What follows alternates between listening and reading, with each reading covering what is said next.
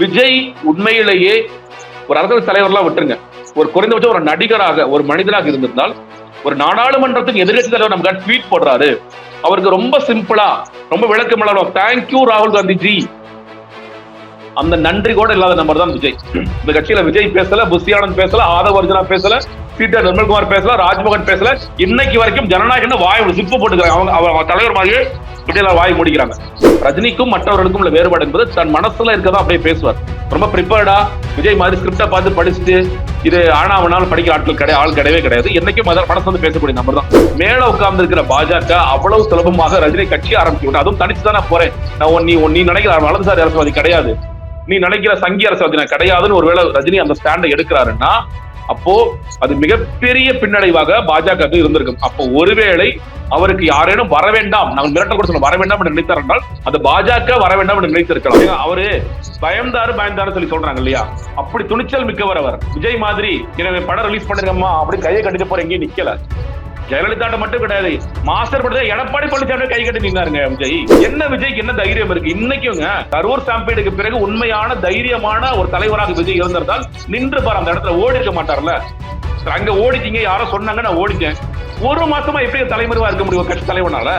இவங்க கதை எழுதுவாங்க, சிபிஐ அலுவலகத்துக்கு பாருங்க, அன்னைக்கு கருப்பு சட்டை போட்டு போயிட்டாரு. கருப்பு சட்டை போட்டு போனா எனக்கு புரியலையே. இவங்க அதாவதுங்க, இந்த சிபிஐ நீங்க பாருங்களேன், கரூர் ஸ்டாம்பீடுக்கு சிபிஐ விசாரணை யார் கேட்கிறா? தாவேக கேட்குது. எவ்வளவு முட்டாள்தனமான ஒரு காரியம். ஸ்டாலின் சொல்றாரு என்டிஏவிற்கும் தமிழ்நாட்டிற்குமான தேர்தல் இது என்ன மத்திய தேர்தலாங்கிறாரு. தம்பி, தமிழ்நாடு மட்டுமல்ல, உன்னோட வாழ்க்கையில புது விளையாட்டுறது பாஜக. அதையும் உனக்கு புரியலையே. பாண்டிச்சேரி போறாரு, புகழ்றாரு. பாண்டிச்சேரி கவர்மெண்ட் மாதிரி கவர்மெண்ட் பார்த்ததே கிடையாது. எந்த கவர்மெண்ட்பா? பாஜக கவர்மெண்ட், பாஜக போலீஸ், நமச்சிவாயம் அவர் இருக்கிறத அது போல்ந்துட்டு வராரு. அதன் பேர் திருப்பரங்குன்றம், வாயை முடிக்குவேன், பேச மாட்டேன். நிலைப்பாடே எடுக்காத நிலைப்பாடு எப்படிலாம் உருட்டுறாங்க பாருங்க. நிலைப்பாடு எடுக்காத நிலைப்பாடா? அரசியல் கட்சி வந்து கேவலம் அல்ல உங்களுக்கு சொல்றது. இது தொடர்ச்சியாக டே ஒன்ல இருந்து உங்களோட பேச்சு என்ன?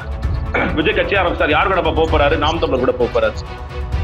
விக்கிரவாண்டி மாநாடு முடிஞ்ச பிறகு அதிமுக கூட போறாரு. எடப்பாடி பழனிசாமி 60 சீட்டு கொடுக்குறாராம், 80 சீட்டு கொடுக்குறாரு, டெபுட்டி சிஎம் கொடுக்குறாராம். அவங்க இந்தியாக்குள்ள போன பிறகு இவர் திருமாவளவன் கூட போறாரு. பிசிக்கு பேசிட்டு இருக்காங்க. ஆதவ அர்ஜுனா பேசிட்டாரு. சரி, இது உடைஞ்ச பிறகு எங்க போறீங்க? காங்கிரஸ் வர போறாங்க. ராகுல் காந்தியை பேசிட்டாரு, பிரவீன் சக்கரவர்த்தியை பேசிட்டாரு. இந்த கதைகள் ஓடுது. அது முடிஞ்சுதா? காங்கிரஸ் முடிஞ்சுச்சா? அடுத்து என்டிஏ பக்கம் போறாரு. இப்ப என்டிஏல இருக்கிறவங்க சில பேர் அதெல்லாம் கிடையாது, அவங்க எல்லாம் இப்ப கதை நடந்துட்டு இருக்காங்க. நாங்க ஒரு காலத்துல விஜய் கூப்பிட்டதெல்லாம் உண்மைதான். இன்னைக்கு ஓடுற கதை எல்லாமே அவங்க ஓடுற புருடா கதைகள். அதனால விஜய் நாங்க கூப்பிடலாம் இல்லைன்னு சொன்ன பிறகு கடைசியாக எந்த இடத்துல நிக்கிறாங்க தெரியுமா? ராமதாஸ் ஐயா கூடயும் சசிகலா அம்மா கூடயும் பேசிட்டு இருக்காரு. அரண்சை நண்பர்களுக்கு வணக்கம்.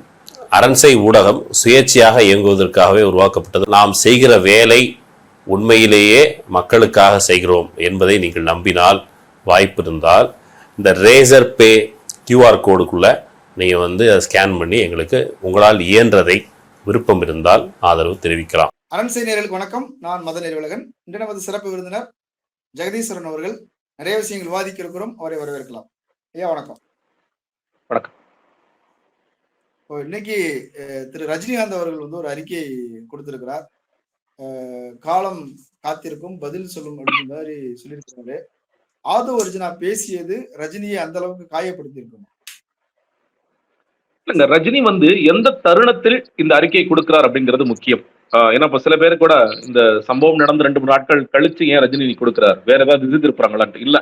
ரஜினி அவர்களுக்காக ரஜினி அவர்களை ஆதரித்து முதலாக இங்க ரகுபதி அவர்கள் தான் இங்க புதுக்கோட்டையில தான் அவர் பேசினார். ரஜினி அவர்கள் எல்லாம் யாரும் மிரட்டலாம் முடியாதுன்னு சொல்லி பேசினார். அதற்கு பிறகு அதிமுக சேர்ந்த எடப்பாடி பழனிசாமி, அவங்க பொதுச்செயலாளர் எடப்பாடி பழனிசாமி, நயினார் நாகேந்திரன், எல் முருகன், இப்படி தொடர்ச்சியாக அண்ணாமலை, இப்படி தொடர்ச்சியாக ஒவ்வொரு அரசியல் கட்சி தலைவர்களாக ஜான் பாண்டியன், இவர் தமாக வாசன், எல்லா அரசியல்வாதிகளும் எல்லா அரசியல் கட்சியினரும் தொடர்ச்சியாக ஆதவ அர்ஜுனா பேசிய தவறு, அது கண்டனத்திற்குரியது, அவர் கண்டிக்கப்பட வேண்டியவர், அவருக்கு விஷயம் தெரியாமல் பேசிட்டு இருக்காரு அப்படிங்கிறத நேற்றில இருந்து அறிக்கைகள் தொடர்ச்சியா வந்துட்டே இருக்கிறத பார்க்கின்றோம். அப்ப ரஜினி அவர்கள்ட்ட ஒரு நல்ல பண்பு இருக்கு. என்னைக்குமே அப்போ உதாரணத்திற்கு அவருடைய பிறந்த நாள் போது நிறைய பேர் வாழ்த்துவாங்க. அது தேசிய அளவிலையும் வாழ்த்துவாங்க, மாநில அளவிலையும் வாழ்த்துவாங்க. எல்லாருக்கும் வாழ்த்திய பிறகு அவர்களுக்கு எல்லாம் நன்றி சொல்லி ஒரு அறிக்கை கொடுப்பார். அதே மாதிரி நம்மோட பிரச்சனைக்காக அவர் நிற்கிறவர்களுக்கு நாம் நன்றி சொல்ல வேண்டும். அந்த இடம் தான் ரஜினி இந்த இடத்துல விஜய் எதிர்க்கிறார் அதெல்லாம் கிடையாது. எனக்கு ஒருத்தர் என் பக்கம் நிற்கும் பொழுது, என்னுடைய நியாயத்தை ஒருத்தர் பேசும் பொழுது அவர்களுக்கு நான் நன்றி சொல்லுங்கிறேன். ஏன் நான் குறிப்பிட சொல்றேன்னா, ராகுல் காந்தி விஜய்க்காக ஜனநாயகம் குறித்து ஒரு ட்வீட் போட்டார். நீங்க அந்த நேரம் எந்த நேரம்னு கேட்டீங்கன்னா கிட்டத்தட்ட தாவேக்கும் காங்கிரஸும் ஒன்னா போயிடுவாங்க. பிரவீன் சக்கரவர்த்தி பேசிட்டாரு, மாணிக் தாகூர் பேசிட்டாரு, அவங்க பேசிட்டாங்க, இவங்க பேசிட்டாங்க அப்படிங்கிற நேரத்துல முதலமைச்சர் ஸ்டாலின் அவர்கள் கூட போடும்பொழுது ட்வீட் போடும் பொழுது எப்படி சிபிஐ இடியை வந்து மத்திய அரசு கையில் எடுத்தாங்களோ அது மாதிரி சிபிஎஃப்சி மூலியமாகவும் மக்களை ஒடுக்க பார்க்கிறார்கள் அல்லது வந்து ஒட்டுமொத்தமாக தரைத்துறை அடக்க பார்க்கிறார்கள் அப்படின்ட்டு ஒரு பொதுவான ட்வீட். அந்த ட்வீட்டுங்கிறது பராசக்திக்கும் பொருந்தும், ஜனநாயகனுக்கும் பொருந்தும்.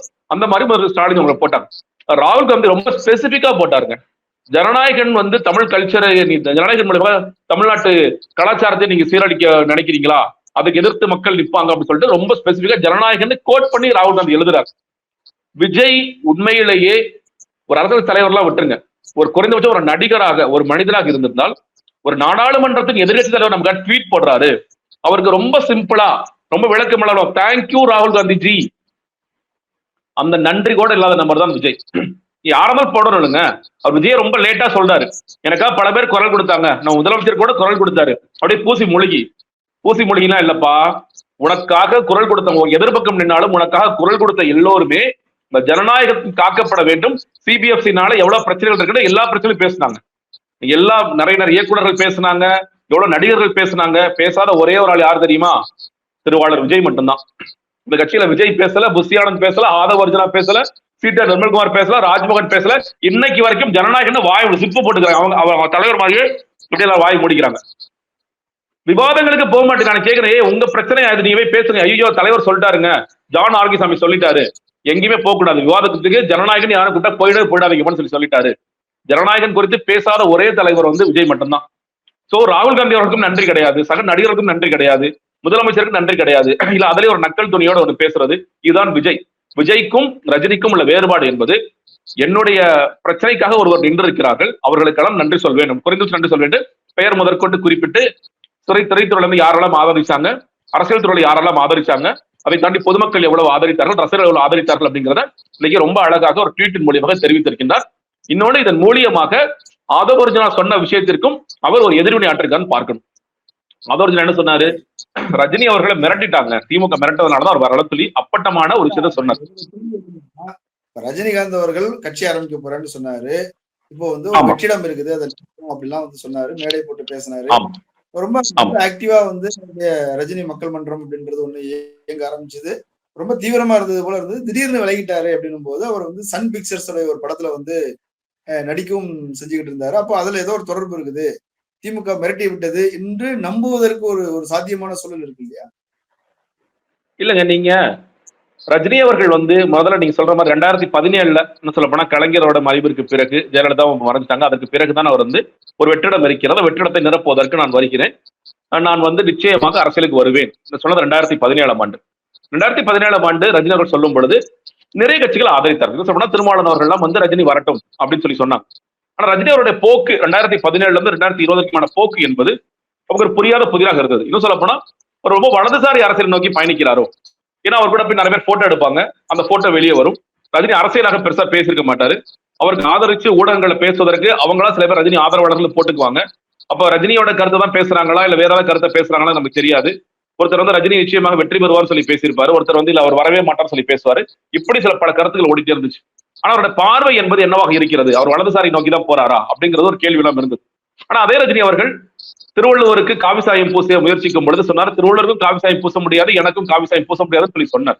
ஆனாலும் ஒரு பார்வை என்பது இவர் ஒரு போட்டோ எடுக்க நபர்கள், இன்னும் சொல்ல போனா பாஜக அல்லது RSS ரஜினி சரியாக பயன்படுத்தி கொண்டார்கள். அவர் எங்காளுப்பா அவர் வந்து என்ன நினைக்கிறாரு முக்கியம் இல்ல, எல்லாத்துக்கும் அவர் வந்து அலோவ் பண்ணார், எல்லாருடைய கருத்துக்களையும் கேட்கின்றார். அவர் இடதுசாரி கருத்தையும் கேட்டார், வலதுசாரி கருத்தையும் கேட்டார், எல்லா கருத்துக்களையும் கேட்டார். எனக்கு தெரிஞ்சு நிறைய பேர் கருத்துக்களை கேட்டார். சில பேர் புகைப்படங்களை வெளியே காட்ட வேணாம்னு சொல்லி இருந்தாங்க. சில பேர் இந்த வலதுசாரிகள் ரொம்ப கவனமா அவரோட போய் போட்டோ எடுத்து உடனடியாக போட்டு அவர் எங்காள் தான்ப்பா, இது மூலியமாக நாங்க வந்து நாங்க வலதுசாரி எங்களை கொண்டு போறதுக்கு சரியான ஒரு இது இருக்கும் அவங்க நிறைய பயன்படுத்தினாங்க. அதான் நடந்தது. கடைசி வரைக்கும் ரஜினி வந்து வந்திருந்தால் திராவிடத்தை ஆதரிப்பாரா, இல்ல அவங்க நினைக்கிற மாதிரி வலதுசாரி அரசியலுக்கு போயிருப்பாரா, இல்ல அவர் சொன்ன மாதிரி ஆன்மீக அரசியல் புதுசா ஒன்று சொல்லியிருப்பாரா அப்படிங்கிறதுலாம் நமக்கு தெரியாது. ஆனால் ரஜினி ஏன் விலகுகிறார்? ரஜினி ஏன் விலகுகிறாருங்கிறதுக்கு நீங்க வந்து கடைசியாக டிசம்பர் மாதம் நடந்த நிகழ்வுகளை கொஞ்சம் தள்ளி வைப்போம். மார்ச் 2020 நீங்க வந்து ஒரு நட்சத்திர விடுதியில ஒரு ஹோட்டல்ல அவர் பேசுற அந்த பேச்ச ரொம்ப ரொம்ப முக்கியமானது. நீங்க ரொம்ப கவனிச்சு பாத்தீங்கன்னா பல விஷயங்களை அவர் சொல்லியிருப்பார். 2 ஜாம்பவான்கள் இருக்கிறாங்க. ஒரு பக்கம் 10 வருடமாக ஆட்சியில் தொடர்ந்து இருக்கக்கூடிய ஜாம்பவான் ஒரு பக்கம் இருக்கிறார்கள். 10 வருடங்கள் ஆட்சியிலே இல்லாமல் ஆட்சிக்கு வர துடிக்கும் இன்னொரு ஜாம்பவான்கள் இருக்கிறார்கள். இந்த 2 ஜாம்பவான் நடுவில் தான் நம்ம வரப்போறோம். நம்ம எவ்வளவு பெர்சன்டேஜ் வாங்கிடுவோம்? ஒரு 10-15 வாங்குவோமா, 10 வாங்குவோமா, 15 வாங்குவோமா, 15% வாங்குறோம். அதே மேடையில சொல்லியிருப்பார், அதே நிகழ்வுலயே கட்சி ஆரம்பிக்கிறோம், நான் கூட்டம் போடணும், மாநாடு போடணும், 15 லட்சம் பேர் வருவாங்க, 10 லட்சம் பேர் வருவாங்க, 15 லட்சம் பேர் வருவாங்க, பெரிய கிரௌட் வரும், பெரிய கூட்டம் வரும், கட்சி தொடர்ச்சியா நடத்தணும். இதெல்லாம் அவ்வளவு சாதாரண விஷயமா? அவ்வளவு கஷ்டப்பட்டு கடைசியா ஒரு 15% வாங்கியிருப்போம். வாங்கி என்ன ஆகும்? நம்ம வந்து ஆட்சி அமைக்க முடியுமா, எதிர்ச்சி ஆக முடியுமா அப்படின்ற பல கேள்விகளை அவர் மனசுக்குள்ள, ஏன்னா என்னைக்குமே ரஜினிக்கும் மற்றவர்களுக்கும் உள்ள வேறுபாடு என்பது தன் மனசுல இருக்கதான் அப்படியே பேசுவார். ரொம்ப ப்ரிப்பேர்டா விஜய் மாதிரி ஸ்கிரிப்டை பார்த்து படிச்சுட்டு இது ஆனாவனாலும் படிக்கிற ஆள் கிடையவே கிடையாது. என்னைக்கும் மனசு வந்து பேசக்கூடிய நபர் தான். அப்ப அவருடைய மனசுல என்னன்னு கேட்டீங்கன்னா, எப்படி சினிமால கொஞ்சம் படிப்படியாக ஜெயிச்சு சூப்பர் ஸ்டார் அந்தஸ்துக்கு போயிட்டோமோ அதே மாதிரி அடிச்சா ஒண்ணு சிஎம் சாருக்கு போயிடணும், இல்ல நம்ம போட்டி போடக்கூடாது. அதான் மனசு ரொம்ப நாளா ஓடிட்டு இருக்கு. அவரே ஒரு தருணத்துல தன் ரசிகர் மன்றங்களோட கூட்டங்கள் பேசும் பொழுது, நான் நிச்சயமாக அரசியலுக்கு வருவேன்னு சொன்னது இவ்வளவு பெரிய இம்பாக்ட் ஏற்படுத்து நானே நினைக்கல, இவ்வளவு பெரிய இம்பாக்ட் அது ஏற்படுத்திருச்சு, பட் எனக்கு நிறைய யோசனைகள் இருக்குன்னு அவர் அதெல்லாம் பகிர்ந்துக்கிறார். ஸோ ஓவராலா அவருக்கு என்னன்னு கேட்டீங்கன்னா, இந்த களத்துல திமுக அதிமுகவை தாண்டி ஒரு கட்சி வளர வேண்டும் என்றால் அந்த அளவிற்கு நாம் இந்த இடத்தில் நாம் தயாராக இருக்கின்றோமா அப்படிங்கிற ஒரு பெரிய கேள்வி அவருக்கு மார்ச் மாதத்தில் எழுந்துருச்சு. அதே மார்ச் மாதத்தில் இன்னொன்னு சொன்னாரு, நான் முதலமைச்சர் வேட்பாளர் கிடையாதுன்னு சொல்றாரு. அப்ப முதலமைச்சர் வேட்பாளர் நீங்க இல்லைன்னா அப்ப யாரு முதலமைச்சர் ஒரு பெரிய கேள்வி விடுது. அப்போ புதுசா ஒருத்தர் கொண்டு வர போறாரா? நீங்க சொல்ல போனா அந்த இடத்துல இவங்க அண்ணாமலை அப்படிங்கிற ஒரு கேரக்டர் வருது, இந்த பக்கம் சில பேர் சகாயத்தை கொண்டு வர போறாருன்னு இந்த பக்கம் ஒரு செய்தி ஓடிட்டு இருக்கு. இந்த மாதிரி நிறைய வந்து அனுகூலங்கள், நிறைய அந்த மாதிரி கேஷியங்கள் நிறைய போயிட்டு இருக்கும் அந்த காலகட்டத்தில். ஆனா ரஜினி அவர்கள் நேரடியாக இந்த அரசியலுக்கு வரப்போறாரா, இல்ல யாராவது ஆதரிக்க போறாரா அப்படின்னு பல கேள்வி எல்லாம் இருந்தது. இந்த தருணத்துலதான் டிசம்பர் 3ஆம் தேதி 2020 அவர் நான் கட்சியை பதிவு செய்ய போறேன், மாத்துவோம், எல்லாத்தையும் மாத்துவோம், இப்ப இல்லைன்னா எப்பன்னு பெரிய ஹேஷ்டாக் எல்லாம் போட்டு பக்கத்துல அர்ஜுனமூர்த்தி ஐயாவையும் இன்னொரு இவங்க தமிழர் ஐயாவையும் வச்சுக்கிட்டு இவங்க தான் எங்க கட்சியோடைய பொறுப்பாளர்களா இருக்க போறாங்கன்னு சொல்லிட்டு நான் கட்சி ஆரம்பிக்க போறேன், நான் அரசியல் நிற்க போறேன் அப்படின்னு சொல்லிட்டேன். ஆனா எல்லோருக்குமான கேள்வி இணைஞ்சிட்டீங்கன்னா, ரஜினியின் அரசியல் என்னவாக இருக்க போகின்றது? ஏன்னா வலதுசாரிகள் வந்து ரஜினியை தங்கள் பக்கம் இழுப்பதற்கு தொடர்ச்சியா வேலை செய்யறாங்க. பாஜக வந்து எப்படியாவது ரஜினியவே அப்படியே கொண்டு வந்து அழைக்க தூக்கி நம்ம கட்சியில உட்கார முடியுமான்னு பாக்குறாங்க. எங்க கட்சிக்கு வந்துட்டீங்கன்னா தமிழ்நாட்டுல அவ்வளவுதான், இது திராவிடத்தை அழிச்சு நம்ம வந்து ரஜினியை வச்சு நம்ம கொண்டதெல்லாம் சொல்லி பாக்குறாங்க. அப்படி இன்னும் சொல்ல போனா அர்ஜுனமூர்த்தி யாருன்னு ரொம்ப விசாரிக்கும் பொழுது அவரே ஒரு வலதுசாரி ஆள் தான் ஒரு கேள்வி வருது. தமிழர் ஐயா வந்து பல இடங்களுக்கும் போயிட்டு வர்றாரு, அவர் வந்து மோடி ஆதரிக்கிறாரு, காந்தியை சொல்லிக்கிறாருன்னு பல குழப்பங்கள் வருது. அப்படி இருக்கும் பொழுது ரஜினி என்னவாக விரும்புகிறார் அல்லது எந்த அரசியலை முன்னெடுக்க போகிறார் ஒரு கேள்வியும் குழப்பம் இருந்திருக்கிறது. இதில் ரொம்ப தீவிரமாக ரஜினியை கொண்டு வர வேண்டும், எங்களை ஆதரிக்க வேண்டும்ங்கிறதுக்கு ஒரு கும்பல், நான் சொல்றது பாஜக கும்பல் தொடர்ச்சியான வேலை செய்யும். நீங்க சொல்ற மாதிரி அதே நேரத்தில் அவர் சன் பிக்சர்ஸோட அண்ணாத்தை படம் தான் நடிச்சார். நீங்க இப்படி கூட யோசிக்கலாம், நீங்க ரஜினி அவர்கள் எப்படி துணிந்து அந்த முடிவு எடுத்தார்? அப்ப அவங்க மிரட்டிட மாட்டாங்களா? அது தெரியாது அவருக்கு ரொம்ப ப்ரொஃபஷனலா நான் சன் பிக்சர்ஸ் நடிக்கிறேன், அது வெளியிடுவதற்கு அது பாட்டு நடந்துட்டு இருக்கும், அந்த வேலைகள் நடந்துகிட்டு இருக்கும். அதற்கும் இதற்கும் ஏன்னா திமுக சொல்ல போனா ஆளுங்கட்சி கிடையாது, நான் மிரட்டி உங்களை வர வைக்க போறேன். எங்க சிக்கல் ஏற்பட்டிருக்கும்? நீங்க தேர்தல் ஆணையத்துல போய் கட்சி ரெஜிஸ்டர் பண்ணணும். நான் சொல்றது ரஜினி டிசம்பர் 3ஆம் தேதி அறிவிக்கிறார், ஏப்ரல் மாதம் அல்லது மே மாதம் தேர்தல் வரப்போகுது. 4 மாசத்துல கட்சியை பதிவு பண்ணி கட்சிக்கு உண்டான சர்டிபிகேட்டை வாங்கி அடுத்தடுத்த வேலைகள் பண்ணணும்னா மேல உட்கார்ந்து இருக்கிற பாஜக அவ்வளவு சுலபமாக ரஜினி கட்சி ஆரம்பிக்க விட்டு, அதுவும் தனிச்சுதானே போறேன், நான் நீ நினைக்கிற வலதுசாரி அரசியல்வாதி கிடையாது, நீ நினைக்கிற சங்கி அரசியல்வாதி நான் கிடையாதுன்னு ஒருவேளை ரஜினி அந்த ஸ்டாண்டை எடுக்கிறாருன்னா அப்போ அது மிகப்பெரிய பின்னடைவாக பாஜக இருந்திருக்கும். அப்போ ஒருவேளை அவருக்கு யாரேனும் வர வேண்டாம், நாங்கள் மிரட்டல் கூட சொல்ல வர வேண்டாம் என்று நினைத்தார் என்றால் அது பாஜக வர வேண்டாம் என்று நினைத்திருக்கலாம். ஆனால் இங்கு திமுகவோ இல்ல மற்றவர்களோ மிரட்டுவதற்கான சாத்தியக்கூறுகள் இருந்துச்சா? இல்ல. இன்னொன்னு, நீங்க ஒருவேளை அவர் மிரட்டிருக்காங்கன்னு வச்சுக்கோங்களேன், இன்னைக்கு வரைக்கும் அவர் வந்து கலைஞருடைய புகைப்பட திறப்பாக இருக்கலாம், அல்லது திமுக வந்து செய்கின்ற சில முக்கியமான விஷயங்களுக்கு போய் மேடையில் அமர்வதாக இருக்கலாம், அதை ஆதரிப்பதாக இருக்கலாம். எங்க வெறுத்திருப்பாங்க. ஒருத்தர் கூப்பிட்டு நீங்க அரசியல் கட்சி ஆரம்பிக்க போற ஒருத்தர் கூப்பிட்டு மிரட்டிருக்கீங்க, நீங்க அவர் அட்லீஸ்ட் குறைந்தபட்சம் என்ன செய்ய முடியும்? இனிமேல வர முடியாது, போப்பா, நீ என்ன மிரட்டிட்டீங்களப்பா, நீ திமுக பக்கமே நான் தலைச்சு படுக்க மாட்டேன்ப்பா, நான் படத்தை நடிக்கிறேன், அதோட நான் போயிடுறேன். இல்லையே, அவர் கலைஞரை இன்னும் புகழ்ந்து பேசுறார். நீங்க போய் முதலமைச்சர் ஸ்டாலின் அழைக்கிற விழாவுக்கு போறார். தொடர்ச்சியாக அவர் வந்து எந்தெந்த தருணத்தில் நீங்க அரசாங்கத்தை ஆதரிக்க வேண்டும் அந்த விஷயங்கள் செஞ்சுட்டு தான் இருக்காரு. அப்ப திமுக மிரட்டிட்டாங்க, திமுக என்ன வந்து வரவிடாம பண்ணிட்டாங்கன்னா அதை எப்படி செய்வார் அப்படிங்கிற ஒரு பெரிய கேள்வி இருக்கின்றது. திமுக மிரட்டல் அந்த ஒரு கட்சி தொடங்குறேன்னு சொல்லி எல்லாமே செஞ்சுட்டு கடைசி நேரத்துல பின் வாங்குறாரு அப்படின்னா ஒண்ணு யாராவது மிரட்டி இருக்கணும், அல்லது தன்ன அளவுல அவரே பயந்து இருக்கணும். அப்படின்னாலும் அது ஒரிஜினல் சொன்னது சரிங்கிற மாதிரி தானே இருக்குது. இல்லங்க இல்ல ஒண்ணுங்க, அவர் வந்து நம்ம எல்லாருக்கும் தெரியும் அந்த கொரோனா காலம். வெளிப்படையாக என்ன சொல்லப்போனா மன்னிப்பு கேட்கின்றார். அப்பதான் வெளிப்படையாக சில விஷயங்களை இது ரொம்ப சில பேருக்கு தெரியும். அதாவது சினிமா சர்க்கிள் இருக்கிறவங்களுக்கு, குடும்பத்தை சேர்றவங்களுக்கு தெரியும். அவருக்கு வந்து அந்த கிட்னி டிரான்ஸ்பிளான்ட் நடந்தது, சிங்கப்பூர்ல எலிசபெத் இதுல நடந்தது, மருத்துவமனையில் நடந்தது எல்லாமே சில பேருக்கு தெரியும். அது வந்து மாற்று சிகிச்சை பண்ணிருக்கார் அப்படிங்கிறது தெரியும். உடல் உறுப்புகள் தானம் வாங்கியிருக்கார் அப்படிங்கிறது தெரியும். இது எல்லாமே ரகசியமாக இருந்தது. ரொம்ப சில பேருக்கு தான் தெரியும். அந்த நேரத்துல தான் அவர் என்ன சொல்றாரு, இந்த கொரோனா ரொம்ப தீவிர தொற்றாக மாறிக்கொண்டிருக்கின்றது, மோசமான காலகட்டத்தில் இருக்கும். இது எனக்கு ஒரு பிரச்சனை வர்றதுங்கிறது வேற. என்னால என்னுடைய கூட்டத்திற்கு வர்றீங்க, ரஜினியோட கூட்டத்திற்கு வந்து கொரோனா தொற்றில் இவ்வளவு பேர் பாதிக்கப்பட்டார்கள் அப்படிங்கிற செய்தி எனக்கு வந்துடக்கூடாதுன்னு ரொம்ப கவனமா இருக்காரு. விஜய் மாதிரி கரூர்ல கூட்டத்தை சேரி எவன் சத்தாலும் எனக்கு பிரச்சனை இல்ல, நான் சாமியானா போடாம கோயம்புத்தூர்ல சூரஜ் ஒருத்தர் கொண்டாலும் பரவாயில்ல, அப்படி அவர் யோசிக்கவே கிடையாது. தன்னோட ரசிகர்களுக்காக உண்மையிலேயே தன் ரசிகர்கள் பாதிக்கப்படக்கூடாதுன்னு அவர் நினைச்சு அந்த ஒரு மெடிக்கல் ரீசனுக்காகத்தான் அவர் விலகிறார். நான் முன்னாடி சொன்ன மாதிரி அவருக்கு இது மனசுல ஓடிட்டு இருக்கு. சொல்ல போனா சில பேர் சொல்லுவாங்க, உங்களோட அண்ணன் சத்யநாராயணா தமிழ்நாடு முழுக்க பயணிக்கிறார், எத்தனை சீட் நம்ம ஜெயிக்க முடியும், எவ்வளவு பெர்சன்டேஜ் வாங்க முடியும், அவர் ஒரு டேட்டா எடுத்துட்டு வாங்க. இல்லப்பா, நீங்க நினைக்கிற மாதிரி நம்ம ஆளுங்கட்சியா வரதுக்கு வாய்ப்புகள் ரொம்ப ரொம்ப குறைவு. அவங்களோட பலம், அவங்களோட கட்டமைப்பு என்பது வேறாக இருக்கிறது. நம்ம என்ன மக்கள் இயக்கம் இருக்கிறாங்க, நீங்க போலிங் பூத்தில் ஆட்கள் எல்லாம் போட இருக்கிறாங்க, சில பேர் வந்து அரசியல் அனுபவத்தோட இருக்கிறாங்க. ஆனா 234 நம்ம ஆட்கள் போட்டு நம்ம மெஜாரிட்டியாக ஆட்சியை பிடிக்கிற அளவுக்கு நம்ம இருக்கிறோம்னா இல்ல அப்படின்னு ஒரு சர்வே ரிசல்ட்ஸ் கொடுக்குறாரு. அவருக்கு நெருக்கமான சில பத்திரிகையாளர்கள் பேசுறாங்க.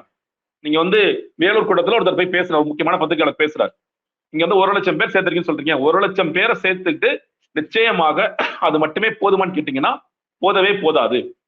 இன்னும் பன்மடங்கு ஆட்களை, நான் சொல்ல மாவட்ட அளவில் பன்மடங்கு ஆட்களை சேர்க்கணும் நீங்க.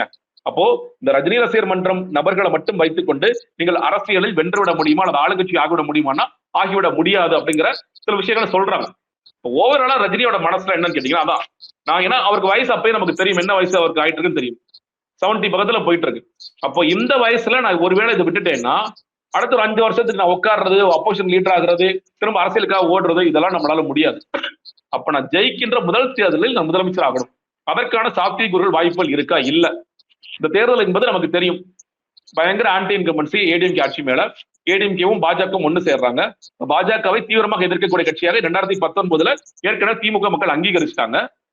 பிரதானமான வெற்றி கொடுக்குறாங்க, பயங்கரமான மார்ஜின்ல வெற்றி கொடுக்குறாங்க. அப்படி இருக்கும் பொழுது அந்த திமுக எதிர்த்து நாம் களம் கண்டால் நம்மால் 21 வெற்றி பெற முடியுமா என்று கேட்டால் முடியாது என்ற நிதர்சனத்தை ரஜினி புரிந்து கொள்கிறார். இல்ல, இது நடக்காது. மேபி அப்போசிஷன் லீடர் ஆயிருக்கலாம், பெர்சன்டேஜ் வாங்கியிருக்கலாம், அப்போசிஷன் லீடர் ஆகலாம். ஆனா அவருக்கு அதற்கு பிறகு நான் உட்கார்ந்து 5 வருஷம் ஓடணுங்கிறது என்னால முடியாத காரியம். அது எனக்கு வேண்டாம்.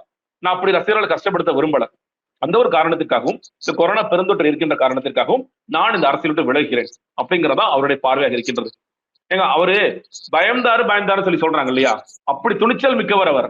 விஜய் மாதிரி எனவே படம் ரிலீஸ் பண்ணிருக்கம்மா அப்படி கையை கட்டிட்டு போற எங்கேயும் நிக்கல. ஜெயலலிதாட்ட மட்டும் கிடையாது, மாஸ்டர் படத்தை எடப்பாடி பழனிசாமி கை கட்டி நின்னாருங்க விஜய். ஜெயலலிதா சில பேர் சொல்லுவாங்க பெரிய ஆளுமை வழியில கொடநாடு நிக்க வச்சாங்க பாத்தியா, அவங்க எங்க அம்மான்னு சொல்லி இவங்க எல்லாம் சொல்றாங்க. எடப்பாடி பழனிசாமி போய் இவர் கை கட்டி தான் நின்றுட்டு இருந்தாரு, ஐயா தயவுசெய்து மாஸ்டர் ரிலீஸ் பண்ணி விடுங்கயான்ட்டு. என்ன விஜய்க்கு என்ன தைரியம் இருக்கு? இன்னைக்குங்க கரூர் ஸ்டாம்பீடுக்கு பிறகு உண்மையான தைரியமான ஒரு தலைவராக விஜய் இருந்திருந்தால் நின்று பாரு, அந்த இடத்துல ஓடி இருக்க மாட்டார்ல. அங்க ஓடிட்டீங்க, யாரோ சொன்னாங்க, நான் ஓடிட்டேன். 1 மாசமா எப்படி தலைமறைவா இருக்க முடியும் கட்சி தலைவனால? மக்களை பேஸ் பண்ண முடியாது. அக்கௌண்டபிலிட்டி எடுத்துக்க மாட்டேன் நான். எனக்கும் அதுக்கு எந்த விதமான சம்பந்தம் இல்லை. நான் பொறுப்பெடுத்துக்க மாட்டேன். நான் அப்படியே தான் இருப்பேன். யார் மேல பழி போட்டுருவேன். ஸ்டாலின் சார் இப்படி பண்றீங்களே சார், ஸ்டாலின் சார் மேல பழிய போறீங்களா சார், வீடியோ எல்லாம் போடுவேன். ஆனா அக்கௌண்டபிலிட்டி எடுக்க மாட்டேன். சரி வெளியே வருவியா, வெளியே வர மாட்டேன். நான் போர்வைக்குள்ள போய் பூந்துக்குவேன். நம்ம அப்படியே மறைஞ்சே வாழ்வேன். இதுதானே விஜயா சார். விஜயோட தைரியத்தை நம்ம எங்கேயாவது பார்த்திருக்கோமா? இவங்க கதை எழுதுவானுங்க. சிபிஐ அலுவலகத்துக்கு பாருங்க, அன்னைக்கு கருப்பு சட்டை போட்டு போயிட்டாரு. கருப்பு சட்டை போட்டு போனா எனக்கு புரியலையே. அதாவதுங்க இந்த சிபிஐ நீங்க பாருங்களேன், கரூர் ஸ்டாம்பீடுக்கு சிபிஐ விசாரணை யார் கேட்கிறா? தாவேக கேட்குது. எவ்வளவு முட்டாள்தனமான ஒரு காரியம்.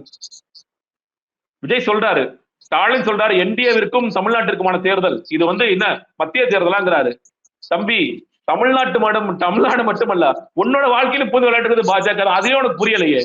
உன் ஜனநாயகன் படம் ரிலீஸ் ஆகுது யார் காரணம்? அதுவும் திமுக கடிக்க போறியா? அதுக்கும் வந்து பாஜக காரணம். இந்த சிபிஐ இன்னைக்கு வந்து ஒண்ணுமே இல்ல வழக்குது. விஜயை பொறுத்த வரைக்கும் இன்னும் சொல்ல போனா தன் நிரபராதி சாட்சியாக கூப்பிடுறாங்க. 7 மணி நேரம் 21 மணி நேரம் விஜய்கிட்ட கேட்கறதுக்கு என்ன கேள்விகள் இருக்கு? இது ஒரு ஊழல் வழக்கு. நாங்க வந்து நிறைய ஆவணங்களை கைப்பற்றி வச்சிருக்கோம், நிறைய டாக்குமெண்ட்ஸ் இருக்கு, பேங்க் ரெக்கார்ட்ஸ் இருக்கு, நீ அங்க சொத்து வச்சிருக்க, எங்க சொத்து வச்சிருக்க, இப்படி போட்டு நீ ட்ரில் பண்றது வேறங்க. 21 மணி நேரம் விஜய் இது வரைக்கும் சிபி ஆபீஸ்ல இருந்தது. 21 மணி நேரத்திற்கு கேள்வி கேட்பதற்கு விஜயிடம் என்ன இருக்கின்றது? அப்ப அதெல்லாம் விஜய் எதிர்க்கணுமா இல்லையா? சிபிஐ சும்மா உட்கார வைக்கிறாங்க, வெளியே வந்து பேச வேண்டியது தைரியமான ஆளுதான், தைரியமான ஆட்சி இல்ல, வெளியே வா பேசுங்க. சிபிஐ ஏங்க என்ன உட்கார வைக்கிறாங்க? நீங்க பேச பயப்படுறீங்களா? மத்தவங்கள்ட்ட பேச வைங்க. வாயவே திறக்க மாட்டேங்கிறாங்க. செப்டம்பர் 27 தான் பேசிய, அதுக்கு முன்னாடி கொள்கை எதிரின்னு அவர் பேசியது செப்டம்பர் 27. அதுக்கு பிறகு பாண்டிச்சேரி போறாரு, புகழ்றாரு. பாண்டிச்சேரி கவர்மெண்ட் மாதிரி கவர்மெண்ட் பார்த்ததே கிடையாது. எந்த கவர்மெண்ட்பா? பாஜக கவர்மெண்ட், பாஜக போலீஸ், நமச்சிவாயம் அவர் இருக்கிறத வந்து அது போல்ந்துட்டு வர்றாரு. அதன் பேர் திருப்பரங்குன்றம், வாயை முடிக்குவேன், பேச மாட்டேன். நிலைப்பாடே எடுக்காத எங்கள் நிலைப்பாடு. எப்படி எல்லாம் உருட்டுறாங்க பாருங்க. நிலைப்பாடே எடுக்காத ஒரு நிலைப்பாடா? அரசியல் கட்சி கேவலம் அல்ல உங்களுக்கு சொல்றது. இது எல்லா பிரச்சனைகளுக்கும் பாஜக எதிர்த்து நான் பேச மாட்டேன், நான் வாயை முடிக்குவேன், பாஜக சொல்ல மாட்டேன், மோடிங்கிற வார்த்தை உபயோகிக்க மாட்டேன், கொள்கை எதிரிங்கிறது கூட சொல்ல மாட்டேன். இவ்வளவு பயம் எதற்கு விஜய்க்கு? அப்படி பயமாவளி விஜய் இல்ல விஜய் கட்சி ஆதரவு சொல்லி சொல்றாரு, ரஜினி பயந்துட்டார். கட்சி தொடங்கி நடத்துவதே ஒரு துணிச்சலான காரியம், திமுகவை எதிர்ப்பது ஒரு துணிச்சலான காரியம். பாருங்க, ரஜினி ஸ்டாலின் பக்கம் போயிட்டாரு, கமல்ஹாசன் ஸ்டாலின் பக்கம் போயிட்டாரு, எல்லாரையும் மிரட்டி அவங்க பக்கம் கொண்டு போயிட்டாங்க. ஆனா எங்க தலைவர் தளபதி விஜய் மட்டும்தான் எதிர்த்து நிக்கிறாரு. டிஎம்கேவா டிவிகேவா அப்படி ஃபைட் பண்றாரு. அதுதான் துணிச்சல்னு சொல்றாரு. இல்லங்க, கமல்ஹாசனும் ஒரு தேர்தல் 2 தேர்தல் சந்திச்சார். அவர் சந்திக்காம இருந்தாரு. அவர் எங்க போனாரு? ரஜினிகாந்த் அவர்கள் ஒரு காரணம் இருந்தது, நான் என்னால் வந்து இந்த களத்தில் உடனடியாக நான் நினைக்கிற மாதிரி டைரக்டா முதல்வர் ஆக முடியாது, அதனால அது ஒதுங்குறேன். கொரோனா ஒரு பெரிய காரணமாக வந்தது. அந்த கொரோனா வந்து என் ரசிகர்களை பாதிக்கும்ங்கிறது வெளிப்படையான காரணமாக சொல்லிட்டு போயிட்டார். 2019 கமல்ஹாசன் நின்னாரு, 3% 4% வாங்கினார். 2021 நின்னார். தொடர்ச்சியாக கமல்ஹாசன் இந்த களத்தில் நின்று விட்டு, நம்மளால நமக்கான கட்டமைப்பு இல்லை, நமக்கான பலம் இல்லை. அப்போ இன்னும் சொல்ல போனா நம்மளுடைய ஒற்றை நோக்கம் என்பது பாஜக அப்படிங்கிற பொதிய எதிரி எதிர்க்க வேண்டும். அந்த காரணத்திற்காக நான் திமுக பக்கம் வருகின்றேன். அவர் அந்த இந்தியா கூட்டணியில் சேர்ந்தார் அப்படிங்கிறத பார்க்கின்றோம். கமல் ஏதோ நேரடியாக வந்து சேர்ந்தார் இல்லையே. இன்னைக்கு விஜய் குறித்த பேச்சுக்கள் என்ன போயிட்டு இருக்கு? தொடர்ச்சியாக டே 1ல இருந்து உங்களோட பேச்சு என்ன? விஜய் கட்சி ஆரம்பிச்சார், யார் கூட போறாரு? நாம் தமிழர் கூட போறாரு. விக்கிரவாண்டி மாநாடு முடிஞ்ச பிறகு அதிமுக கூட போறாரு. எடப்பாடி பழனிசாமி 60 சீட்டு கொடுக்குறாராம், 80 சீட்டு கொடுக்குறாரு, டெபுட்டி சிஎம் கொடுக்குறாராம். அவங்க என்டிஏக்குள்ள போன பிறகு இவர் வந்து திருமாவளவன் கூட போறாரு. பிசிக்கு வந்து பேசிட்டு இருக்காங்க, ஆதவர்ஜனாய் பேசிட்டாரு. சரி, இது உடைஞ்ச பிறகு எங்க போறீங்க? காங்கிரஸ் வர போறாங்க. ராகுல் காந்தியை பேசிட்டாரு, பிரவீன் சக்கரவர்த்தியை பேசிட்டாரு. இந்த கதைகள் ஓடுது. இப்ப அது முடிஞ்சுதா? காங்கிரஸ் முடிஞ்சிச்சா? அடுத்து என்டிஏ பக்கம் போறாரு. இப்ப என்டிஏல இருக்கிறவங்க சில பேர் அதெல்லாம் கிடையாது, அவங்க எல்லாம் இப்ப கதை நடந்துட்டு இருக்காங்க. நாங்க ஒரு காலத்துல விஜய் கூப்பிட்டதெல்லாம் உண்மைதான். இன்னைக்கு ஓடுற கதை எல்லாமே அவங்க ஓடுற புருடா கதைகள். அதனால விஜய் நாங்க கூப்பிடலாம் இல்லைன்னு சொன்ன பிறகு கடைசியாகங்க எந்த இடத்துல நிக்கிறாங்க தெரியுமா? ராமதாஸ் ஐயா கூடயும் சசிகலா அம்மா கூடயும் பேசிட்டு இருக்காரு. உங்களுக்கு வெட்கமாவே இல்லையாங்க? நீ ஆளுங்கட்சி ஆக போறேன்னு சொல்லி சொல்ற, முதலமைச்சர் ஆக போறேன், வீட்டுக்கு வீடு ஓட்டு, வீட்டுல ஒவ்வொரு வீட்லயும் விஜய் இருக்காங்க, விஜய் இருக்கிறாங்க. அப்புறம் எதுக்கு நீ இவ்வளவு குற்றனை பிச்சை எடுத்துறீங்க நான் கேட்பேங்க. இந்த தமிழ்நாட்டில் இருக்கிற எல்லா பிரதானமான கட்சிகள், இன்னைக்கு ஆரம்பிச்சிருக்க கட்சி, நேத்து ஆரம்பிச்ச கட்சி, எல்லா கட்சிகளோடய கூட்டணிக்கு போயிட்டாரு விஜய். யார் கூட தான் போகல, எல்லாரோடய மறைமுகமா பேச்சு. இப்படிதான் விஜயோட லட்சணம் என்னன்னு கேட்டீங்கன்னா, யார் கூடயாவது நம்ம கூட்டணிக்கு போக முடியுமா, போக முடியாதா? ஏன் சரி துணிச்சலா தனிச்சு வர வேண்டியதானே? சொன்ன மாதிரி அவருக்கு ஒரு சில பர்சன்டேஜ் இருக்குது, ஒரு 10% 15% இருக்குது அப்படின்னா பரவலா இருக்குது. ஆனா ஏதோ ஒரு சசிகலா அப்படின்னா முக்குளத்தூர் ஏரியா, அந்த ஏரியாவில் உங்களுக்கு ஒரு எட்ஜ் இருக்கும். ராமதாஸ் அவர்களுக்கு வந்து இருக்கக்கூடிய பகுதி அந்த பெல்ட், வடக்கு மாவட்டங்கள் அப்படின்னும் போது அது ஒரு வெற்றியை தரும் சீட்டா கன்வெர்ட் ஆகும் அப்படின்றது ஒரு ஸ்ட்ராட்டஜி தானே? இல்லங்க, நான் என்ன சொல்றேன், இவங்களே என்ன சொல்றாங்க, சீட்டு நிர்மல்குமார் பேசினார் அந்த மேடையில. மொத்தம் இருக்கிற ரேஷன் கார்டு 2.25 கோடி, அதுல வந்து 25 லட்சத்துக்கு அவங்க தானம் பண்றாங்க. 25 லட்சம் கூட வேற யாராவது எடுத்துட்டு போட்டோம். இந்த 2 கோடியில ஒவ்வொரு வீட்லயும் ஒரு ஓட்டு எங்களுக்கு இருக்கு. 2 கோடி வாக்குகள் இன்னைக்கு இருக்கின்ற 4 கார்னர் கான்டெஸ்ட், நான் வந்து சேர்த்து சொல்றேன், 4 கார்னர் கான்டெஸ்ட்ல நீங்க வாங்கினீங்க 2 கோடி ஓட்டு வாங்குறவங்க இன்னைக்கு சிஎம். நீ எழுதி கொடுத்துடலாம், இன்னைக்கு எலெக்ஷன் கமிஷன் எலெக்ஷனே நடத்த வேண்டாம், விஜய் ஜெயிச்சிட்டா இருப்பா, எழுதி கொடுத்துட்டு போயிடலாம், 2 கோடி வாக்குகள் வந்துடும். நீங்க இன்னொன்னு என்ன சொல்றீங்க, விஜய் என்ன சொல்றாரு, 33% நானே பார்த்துட்டேங்கிறாரு. ஆதவர்ஜனா ஒரு மேடையில 27%, இன்னொரு மேடையில 42%. நான் சொல்றேன், இவ்வளவு சதவீதம் இருக்குங்க. உங்களுக்கு எல்லா வீட்லயும் ஓட்டு இருந்துச்சுன்னா நீங்க எதுக்கு இதுலதான் முக்குளத்தூர் உள்ள வந்துருது. ஏங்க முக்குளத்தூர் உள்ள வந்துரும், வன்னியர் உள்ள வந்துரும், தலித்தர் உள்ள வந்துருவாங்க, செட்டியார் வந்துருவாங்க, ரெட்டியார் வந்துருவாங்க, நாடார் வந்துருவாங்க, எல்லாரும் தான் வந்துருவாங்க. எல்லாம் வந்தாதான் 2 கோடி ஓட்டு வரும். அப்படி இருக்கும் பொழுது நீங்க ஸ்பெஷலா, அதாவது நீங்க என்ன தெரியுமா சொல்றீங்க, நாங்க ஜெயிச்சிட்டோம், அப்ப வந்து நாங்க ராமதாஸ் ஐயாவுக்கு நாங்க ஆட்சியில பங்கு கொடுக்கலான்னு இருக்கோம், சசிகலா அம்மாவுக்கு நாங்க வந்து ஆட்சியில பங்கு கொடுக்கலான்னு இருக்கோம், அவங்களே 4 மினிஸ்டர் ஆக்கி விடுறோம்னு சொல்லி சொல்றீங்களா? அவ்வளவு நல்லவங்களா நீங்க? அதான கேக்குறேன். நீங்க உங்களுடைய பலம் என்னன்னு உங்களுக்கு தெரியும். நம்ம தனிச்சு போய் நிக்கிற போது நம்மளால டெபாசிட் வாங்க முடியுமான்னு கேக்குறது பெரிய கேள்விக்குறி. அது நீங்க வந்து இணையத்துல என்ன வேணாலும் எழுதிட்டு போலாம். இன்னைக்கு இருக்கிற மாவட்ட செயலர்கள் எல்லாரும் என்ன சொல்றாங்க, தயவு செய்து கூட்டணிக்கு போயிடுங்க. நீ காசும் கொடுக்க மாட்டீங்க. எங்கள்கிட்ட வந்து வர்ற கேண்டிடேட் எல்லாத்தையும் கூட்டிட்டு வந்தா 5 கோடி காசு கேட்கறீங்க. புசியானது 2 கோடி எடுத்துக்கணும்னு பாக்குறாரு. நீங்க தலைமையில வந்து காசு கொடுப்பீங்களா, காசும் கொடுக்க மாட்டீங்க. அப்ப தயவு செய்து கூட்டணிக்கு போயிடுங்க, யார்ட்டையாவது காசு வாங்கி எங்களை நிப்பாட்டி வைங்க அப்படிங்கறது சொல்லி சொல்றாங்க. உங்களுக்கு உண்மையான டேட்டா, அதுதான் உண்மையான டேட்டானா நீங்க ஃபர்ஸ்ட் டே முதல் நாள் என்ன சொல்லிருப்பீங்க, யாரு கூட கூட்டணி நாங்க போக ரெடியா இல்லைங்க, நாங்க தனிச்சே போய் நாங்க ஜெயிப்போம், யாரும் வர வேண்டிய அவசியம் இல்லை. விஜய் தனித்து இன்னைக்கு வரைக்கும் விஜய் அதை சொல்ல மாட்டேங்கிறாரே, நான் தனித்து களம் கண்டு இந்த மண்ணில் நான் வெற்றி பெறுவேன் சொல்ல வேண்டியதானுங்க துணிச்சலா? ஏன் சொல்ல மறுக்கிறீங்க நீங்க? முக்கியமான விஷயங்களை தொட்டு பேசியிருக்கிறீங்க. தொடர்ந்து பேசலாம். கலந்து கொண்டு கருத்துக்களை பகிர்ந்தமைக்கு நன்றி. நேரிலே மற்றொரு விருந்தினோடு மீண்டும் சந்திக்கலாம். நன்றி.